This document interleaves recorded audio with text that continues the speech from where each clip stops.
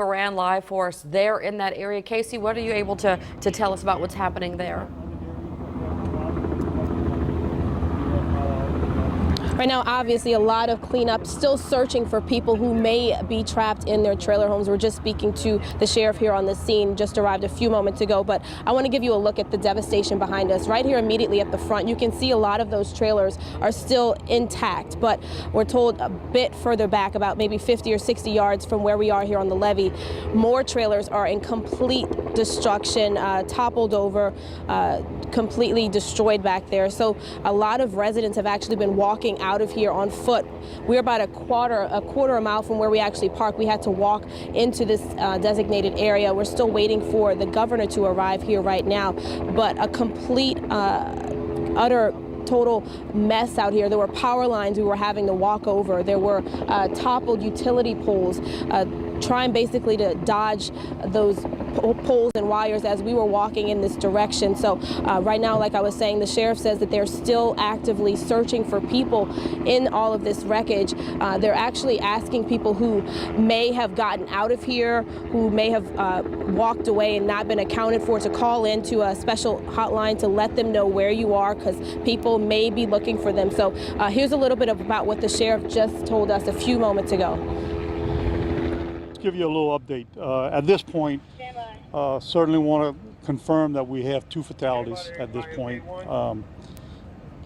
Asking for prayers for everyone here. You know, 2 individuals lost their lives here. We have 7 critical injuries that we are aware of.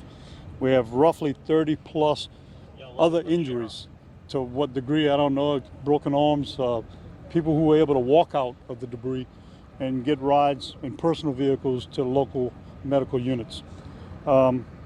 We still, the number we are reporting, roughly 160 small dwellings here, small trailers, you know, these camper type trailers, and maybe some a little larger.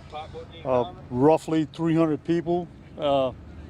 Generally, when everyone's in their units, there'd be roughly 300 people. We do not know how many people were actually on the site when the tornado hit. I'm calling it a tornado, unconfirmed, but obviously you see the destruction.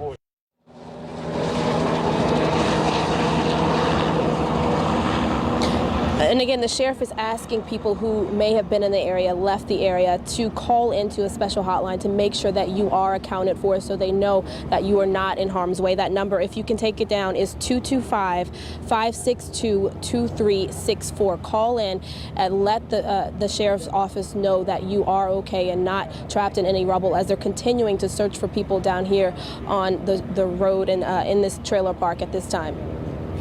Yeah, and Casey, based on what you've seen, and the sheriff, you heard him mention tornado, even though he said it's an unconfirmed tornado, but based on what's there, if it's anything but a tornado, it's just as bad as a tornado, really. Right. Yeah, the wreckage is terrible. Like I said, we were walking over power lines, practically tripping over power lines on the way to where we are. We walked about a quarter mile from our car to here at the trailer park, and there were poles toppled over onto the street. We actually walked on the levee trying to avoid those power lines, but still had to walk over numerous power lines en route to get to where this wreckage is at this point. Casey, earlier today we talked about all the people that were trapped in that area. We understand about 120 RV trailers are there. 300 people live there. Unconfirmed how many people were there when that reported tornado touched down. Now we know about the number of fatalities. What are you seeing in terms of people? Are they getting out of there? Are they have a look of shock and despair? What is the mood there right now? Yeah, you know, as we were walking in, there were dozens of people walking out, people carrying bags of clothes. I saw one child carrying his video games, trying to get out of here. They seem to be in okay spirits. I mean, I talked to one lady who owns a convenience store near here, and she was saying that they were inside, they heard the wind, they walked back into the convenience store, went into a vault, and they stayed there until they came out. There was a white flash, and she says it was over really quickly.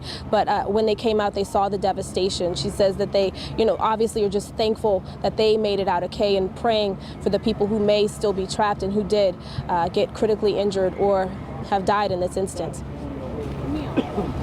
All right, Casey Fran live in Convent. Certainly, Casey is going to stay on top of that, and we're going to have more from there on WDSU News at 10 o'clock tonight. But again, that's just one of many scenes across the area where we've seen extensive damage resulting from either confirmed tornadoes or yet to be confirmed tornadoes that probably will be confirmed tornadoes. Either